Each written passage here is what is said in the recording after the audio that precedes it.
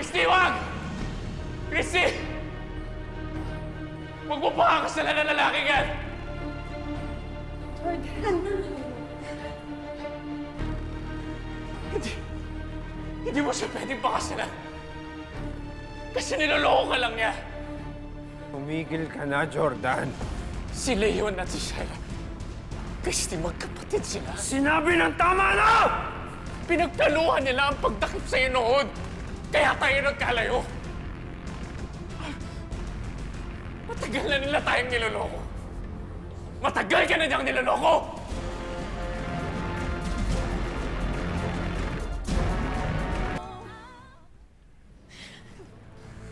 Totoo ba yun, Leon? Totoo ba yung mga sinasabi ni Jordan? Ha? Magkapatid ba kayo ni Shaira? Magkasabot ba kayo sa pagdukot sa akin? Pinlano niyo lahat?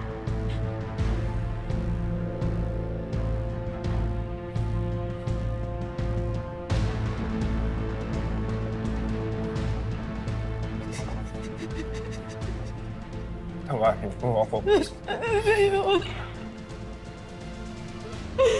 Patawarin mo ako.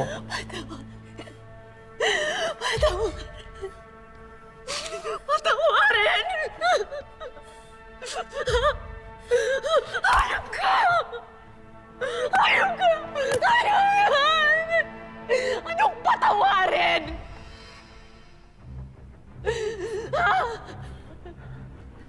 Wala na yun. Alam mo na. Bakit hindi mo sa akin sinabi? Nung una pa lang, bakit hindi? Bakit ngayon lang? Bakit?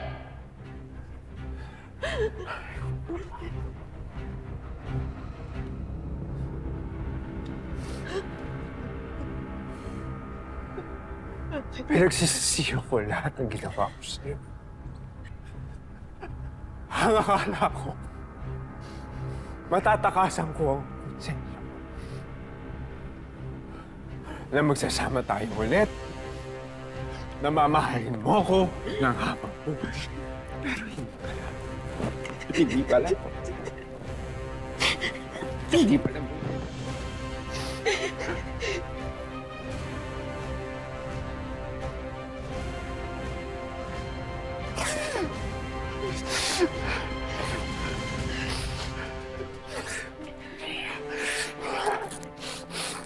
Paano? Paano niyo pinlano ni Shaira ang lahat?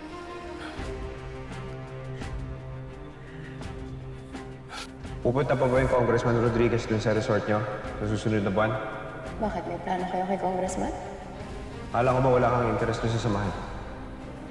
Paano kung tulungan ko kayo? Pwede ko kayong bigyan ng blueprint ng resort para naman kabisado niyo yung lugar pagpunta ninyo. At bakit mo naman gagawin yun? May gusto kayo pasabay. Kung ano man yung gagawin ninyo kay Congressman, sama mo na yung babae niya. Dahil sa lalaking to? Wala akong pakialam kahit anong gawin ninyo sa babae niya. Basta gusto ko siya mawala na sa buhay ko. Kaya doon kami pinapunta ni Shaira. Kaya doon niya kami pinag-honeymoon ni Jordan. It's for your honeymoon. 1 week stay sa branch namin sa South. Napakasama ninyo ni Shaira! Ang sama niyo! Hindi niyo na inisip na may mga ibang taong maapektuhan? Pati yung anak ko, pati si Tori! Naulila sa ina niya! Nasira buong pamilya namin, Leon! Hindi niyo ba yun inisip? Paano niyo ito nagawa sa amin? Wala naman akong kinilalang tama, Christy. At wala akong pakialam kung may masaktan sa mga hayop na yan, basta makuha ko lang yung gusto ko. Dahil sa'yo, natuto ako magmahal. Nang dahil sa'yo, nagkaroon ng saysay ang buhay ko.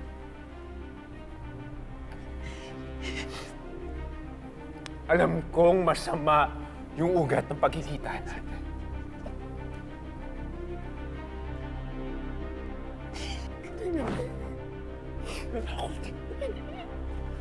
Ako, tingnan mo dahil totoo ang nararamdaman ko para sa'yo. Dahil hanggang ngayon, totoong mahal na mahal kita. Kaya ako tingnan mo! Mahal mo ko? Ha? Mahal mo ko pero pinagloloko mo ko! Tagal mo nang alam, wala kang sinabi. Ngayon ko lang nalaman. Oh, mahal na mahal kita. At nabulag ako sa pagmamahal ko sa'yo. Kapatid na magkapatid na talaga kayo ni Shaira. Lahat gagawin nyo, makuha nyo lang kung anong gusto ninyo. Ganon kayo kasama.